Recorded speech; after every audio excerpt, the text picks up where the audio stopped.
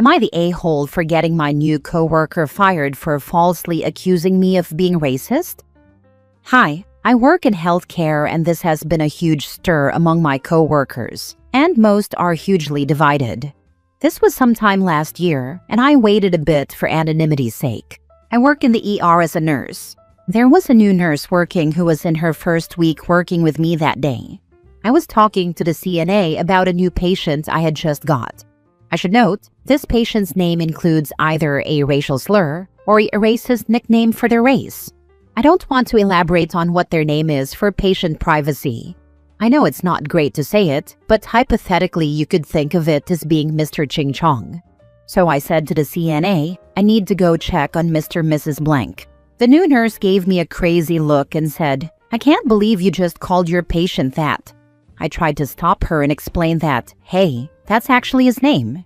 But she kept yelling and cussing at me, calling me a racist. It was super embarrassing and it got the attention of several staff members, patients, and visitors. After she calmed down and breathed for a second, the CNA told her that it's the patient's legal name. She looked in disbelief, and she was shown their chart. She awkwardly laughed and apologized, but the damage was done. I went to HR right after my shift ended, and they fired her within an hour. She was in her 90-day period, and they figured it wasn't worth it to keep her when she had already created a hostile work environment. Several coworkers have defended her and said she thought she was standing up to racism. I think she should have let me freaking speak after she said I can believe you said that, because I was about to tell her that it was their actual name. I don't think screaming and going off like that in the workplace is appropriate anyways. Am I the a-hole? I need some peace of mind on the subject. Now for the top comments. But she kept yelling and cussing at me. Several co-workers said she thought she was standing up to racism. Not the a-hole. She didn't just get fired for calling you a racist. She also made a huge scene in a professional setting with patients around. Not the a-hole. They fired her for her lack of professionalism. She behaved incredibly unprofessionally, and she was fired for that. Not because she stood up to racism. Everyone should take a stand against racism, but yelling, screaming, etc. is not standing up to racism. That is just behaving unprofessionally. Had she taken it to HR or her supervisor, that would have been different. People hate HR, but this is exactly why it exists. If the new coworker had gone to HR, she could have just said something to them. HR goes back and checks it out and maybe even handles it with OP never knowing. And then there's not a rift in staff, or this person being forced to leave for flying off the handle about something she was wrong about. I went to HR right after my shift ended, and they fired her within an hour. A nurse was fired for yelling at a coworker and apologizing. Must be a pretty well-staffed ER if that one incident was enough to get her canned. Most ERs will even let you get away with yelling at a patient once. There's 3 nursing schools within 60 minutes of where I live. We actually don't struggle for staffing.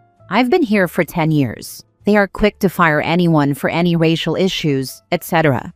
If someone comes across as a pot stirrer in their first 90 days, they will be let go quickly.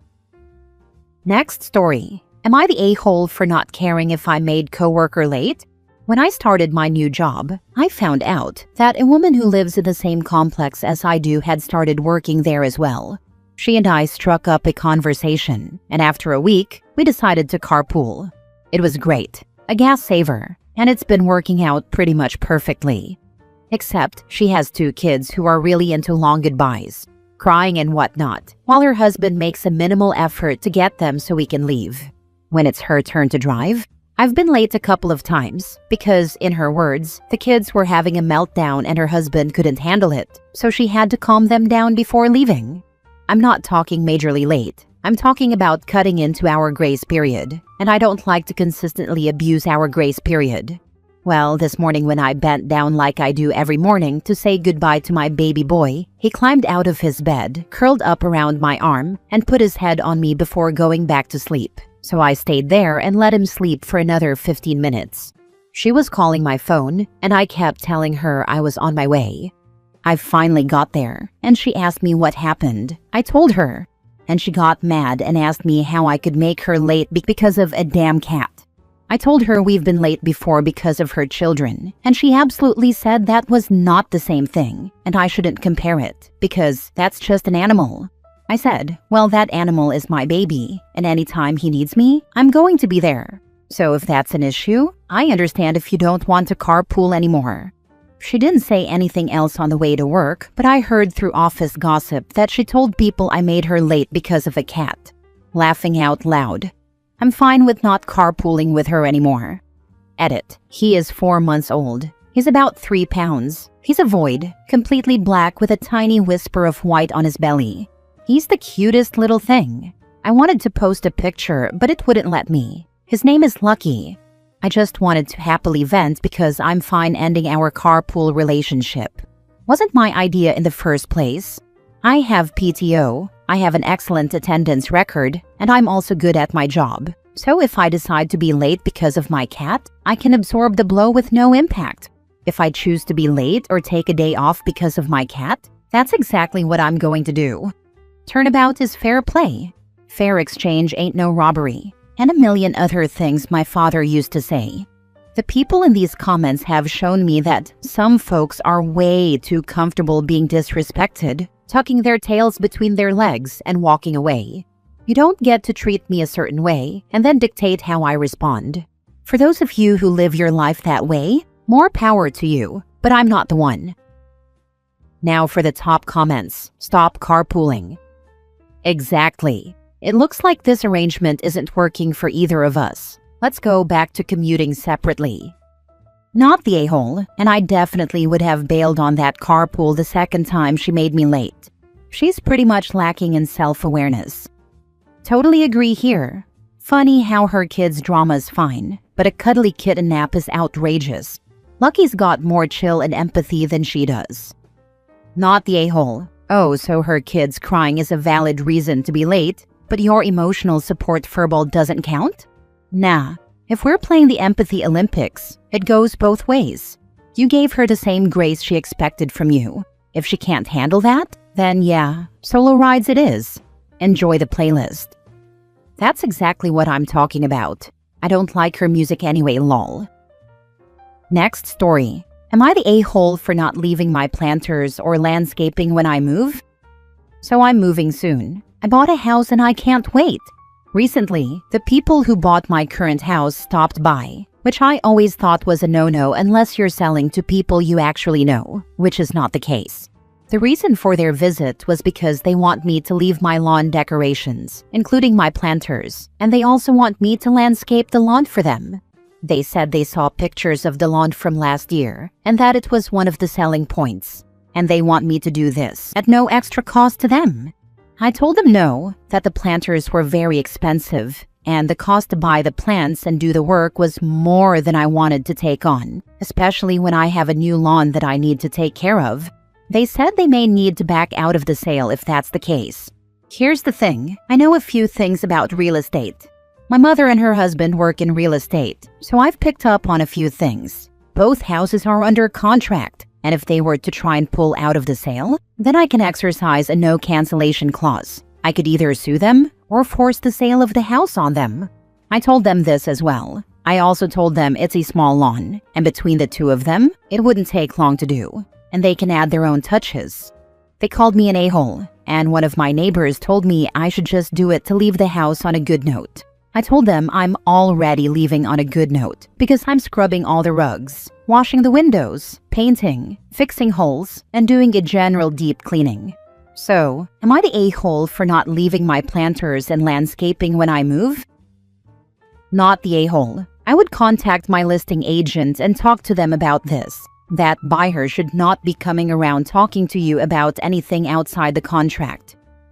I was always under the impression that you are not supposed to have any contact between both parties, and if there is anything that needs to be discussed, it goes through the agents.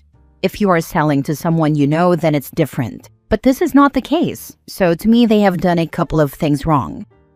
Not the a-hole. If the sales contract did not say that planters were being left, there is no obligation to do so.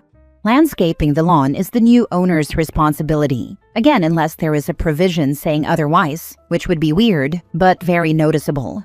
They are demanding what they want, not what they are entitled to. Tell the neighbor he can help them and be on great terms with his new neighbors, if you even speak to them again. I think the only reason the neighbor is on their side is because he doesn't want me to move. But I did tell him to help them since he really does nice work. His lawn looks better than mine. Next story. Am I the a-hole for winning my mom's storage unit at auction instead of giving her the money to save it herself? I, 24 female, was in and out of the foster care system. My mom would lose custody of me and my 3 siblings only to do the bare minimum to get us back, just for the cycle to repeat.